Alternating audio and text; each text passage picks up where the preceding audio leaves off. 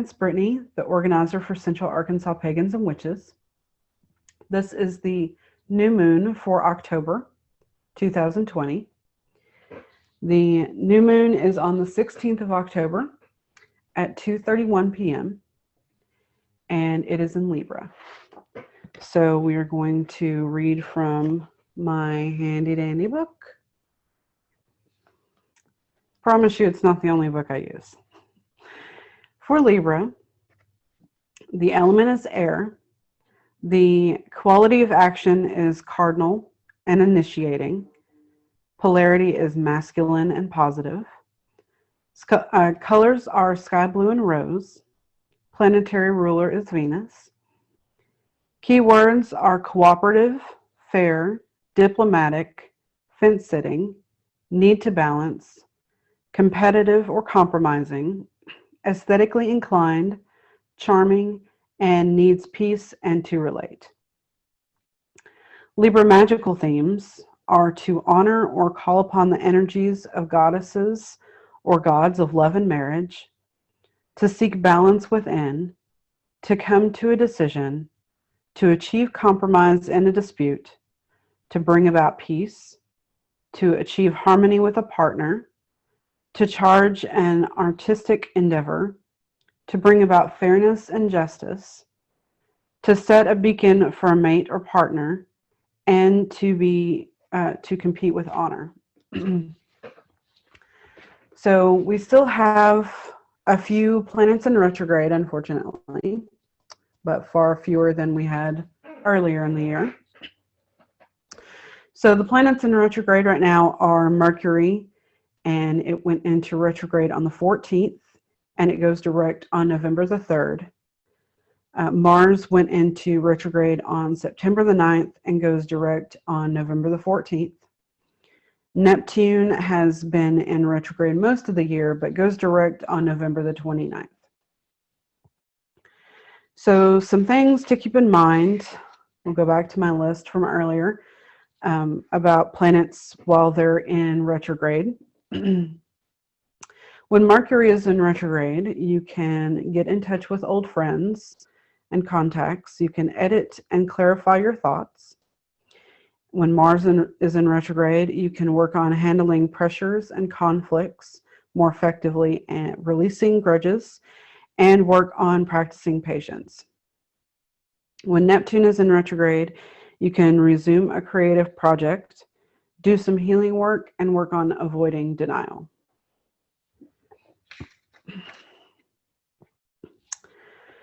So we're going to do a chakra meditation as per usual for this new moon. I don't have a whole lot that I want to do with this meditation. I just kind of want to do a little bit of a reset, a come back down, self-loving kind of thing. So if you would close your eyes, take a deep breath in and out. Deep breath in and out. And we're going to take our attention down to the bottom, the base of our spine, to our root chakra. See a beautiful red light open a little and glow. And really glow as much as you need here. If you need to glow a little bit, that's fine. If you need to take up the entire space, that's fine as well. And then we're going to go up to your belly button, to your sacral chakra. This is going to be beautiful orange. I always like to picture mine a little bit of a copper. And let it open as much as you need to. Again, it can glow a little or it can fill up the entire room. And then you're going to go up to your solar plexus. It's going to glow yellow, open and spin as much as it needs to. And then you're going to go up to your heart, and it's going to glow green, as little or as much as it needs.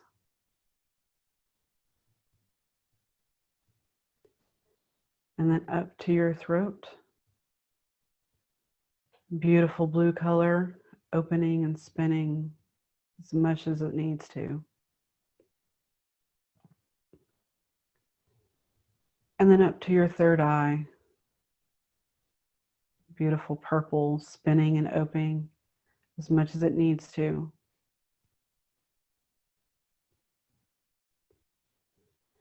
And then up to the top of your head, a beautiful white light, spinning and opening.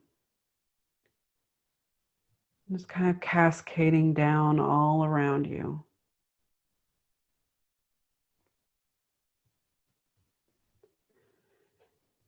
Now I want you to kind of go up and down this line of colors, this line of chakras.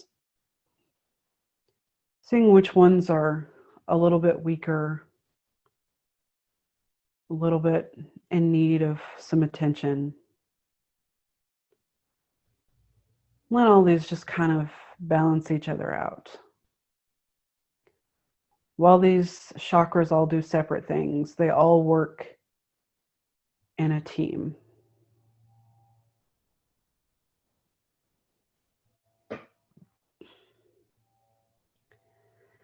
Then kind of go up to your head and just kind of do a whole body scan on the way down. If you see any pockets of distress or pain, just kind of make those dissipate. Take any jittery energy you have and just kind of push it down. We're going to give that back to the earth. Going all the way down to your feet.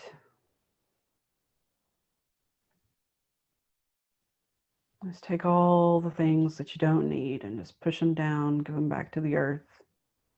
She'll know what to do with them.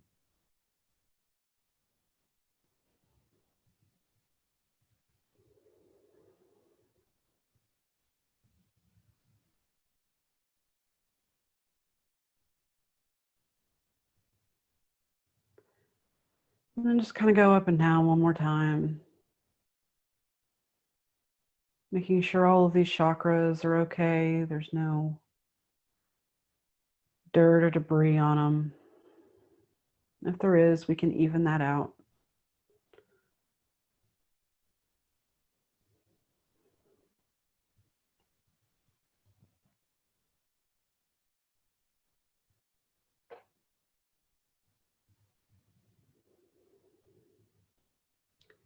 Now we're going to go back up to the head.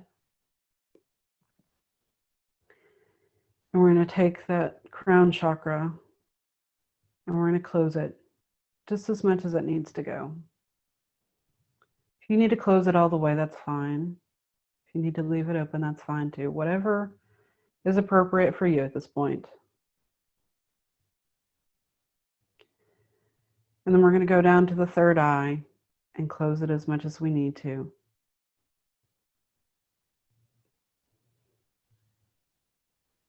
And then down to the throat, closing only as much as we need to. And then down to the heart, closing as much as we need to.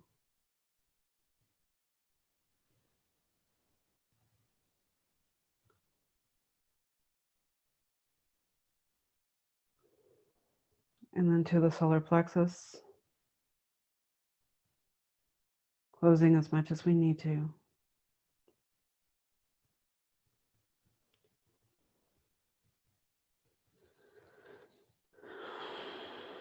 And then down to the sacral chakra, closing only as much as we need to.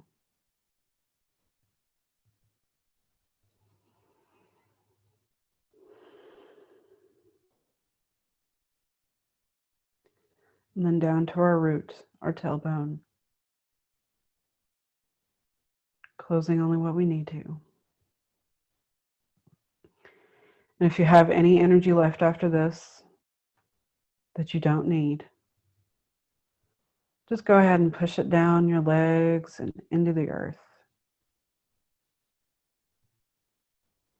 And as we push this energy back down to the earth, as we give it back to the earth, we want to thank her for taking what we don't need, what we can't use, what is not beneficial to us.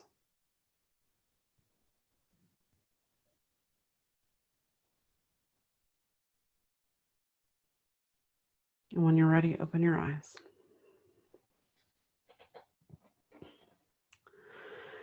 So the full moon, or I'm sorry, the new moon in Libra is,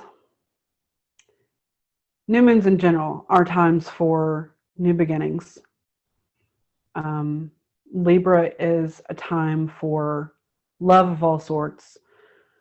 We mostly associate Libra with romantic love, but there are times that love can be self-love, can be used for centering, for grounding, for rejuvenation, for self-awareness, for growing, for resting. We've had an uphill battle in 2020. We're nearing the finish line, but we have some battles to go, and we need to get some rest and rejuvenation for those battles. So I personally am going to take this time to get some rest, to recenter everything in my world and come back stronger so that the battles laying ahead of me can be fought. I wish you guys a happy new moon.